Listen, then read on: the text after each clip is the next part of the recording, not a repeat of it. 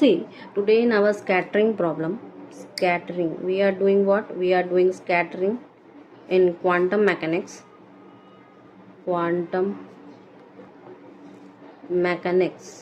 Okay, and in quantum mechanics we are doing scattering problem, and we are doing from the basics. हम लोग एकदम basic से clear कर रहे हैं अपने प्रॉब्लम्स को, right? So let's start. See, in question number 4 they are talking about Yukawa potential, na? So, and they are asking we will apply Born approximation, and they are asking different quantities such as differential cross section, and what will happen to the differential constant when the Q is much more than mu. So all these things, right? So my Yukawa potential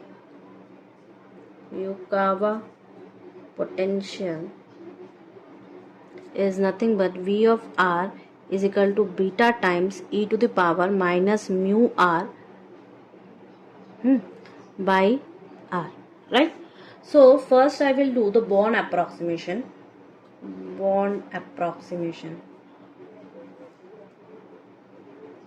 Okay, first I will apply the Born approximation, and see, by Born approximation I will get the Born amplitude, na? First is my Born amplitude, and it is f of theta is equal to 2m minus 2m h cut square q. All these theory we know already. So r v of r sine q of r dr, right? With I know that q is nothing but 2k sine theta by 2. This is my q. So I will substitute over this potential over here. Okay, so substituting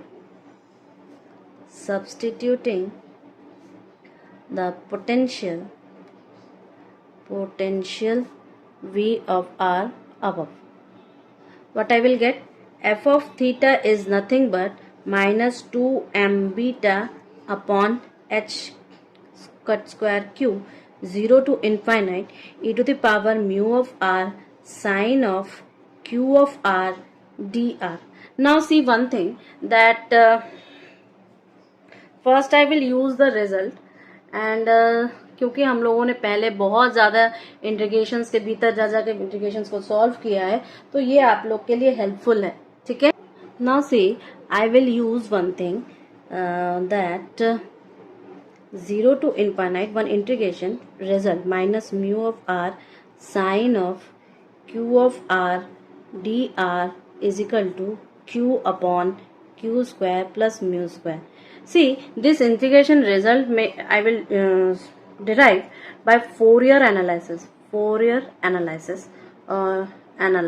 Fourier transform, you can say, mostly transform. Okay, but you can do by integration by parts also, not a big thing. But when we know already the transform, that it is very easy and fast, so why shouldn't we supposed to use it? Okay, but I will solve this, don't worry. So therefore I will right now I am directly using this result. So f of theta becomes what? Minus 2m beta divided by h cut square mu square plus q square, right? So this implies that my d sigma by d omega is nothing but 4m square beta square upon h to the cut 4 mu square plus q square, right? So my entire, when I input the value of q, since my q value is this, so my entire d sigma by d omega becomes what? 4m square beta square upon h cut 4 mu square plus 4k square sine square theta by 2 whole square. Okay, is this okay? So now I will show you how the Fourier analysis can be done. Now we need the integration is equal to 0 to infinite e to the power minus mu r sine of q r dr. Okay, so my integration is this 0 to infinite. So I can write, we can write, I am using Fourier. So sine of q of r is nothing but Fourier analysis of e to the power I q r. Okay, so I can write I is equal to Fourier analysis of 0 to infinite e to the power minus mu of r e to the power I q r, okay, d of r, right? So combining the exponents,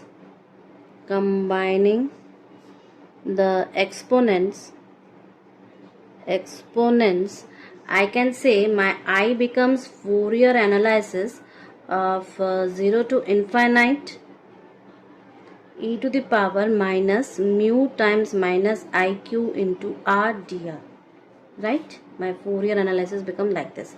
So I will integrate it. So after the integration, it is becoming e to the power minus mu minus iq r d of r is equal to nothing but minus e to the power mu minus iq r upon mu minus iq, right? So I will applying the limits, and what are my limits? It is 0 to infinite. So since I will say that mu is greater than 0, so e to the power minus mu minus iq infinite is equal to 0. Therefore my I becomes in Fourier analysis of 1 upon mu minus iq. Okay, now I will rationalize. Rationalizing it, I get 1 upon mu minus iq is equal to mu plus iq upon mu square plus q square. This only I will get. So my I becomes now what? I will apply this, and thus my I becomes Fourier transformation of mu plus iq upon mu square plus q square is equal to q upon mu square plus q square. Hence I have already say that 0 to infinite e to the power minus mu r sine of q r dr is equal to q by mu square plus q square. Is this okay up to right now? So my bond amplitude I will apply over here, and I will get this one.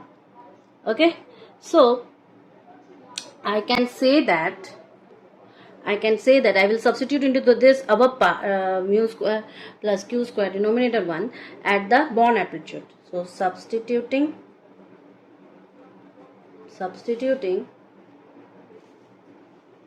where I will substitute into bond amplitude. Okay, so what I will get? We have already f of theta is equal to minus 2m beta divided by h cut square q 0 to infinite e to the power minus mu of r sine of q r dr. So I will use the result, and I am getting f of theta is nothing but minus 2m beta divided by h cut square q by your mu square plus q square. See, directly I will use. So q cancels out. So I am getting f of theta is nothing but minus 2m beta divided by your h cut square mu square plus q square. Okay, so therefore I can say that d sigma by d omega is nothing but f of theta square. So 4m square beta square, and it is h cut 4 mu square plus q square. I am getting like this way, and see, this is my same result. This is my same result, and I am just putting over a q value. Is this okay? Now they are asking that what will happen if greater than. Okay, we have the relation greater. Now they are asking that in the B part that q is much greater than mu. then what will happen? So when this thing is happen, q square plus mu square is approximately equal to q square, because mu is much lesser than this. Thus my d sigma by d omega becomes approximately, I will remove all that, and then 4 m square b square upon h cut 4 q 4, right? Since my q is nothing but 2k sine theta by 2, therefore d sigma by d omega is nothing but m square beta square upon 4 h cut 4 k 4 cos sec, okay, and theta by 2. Okay, so this is the Rutherford form.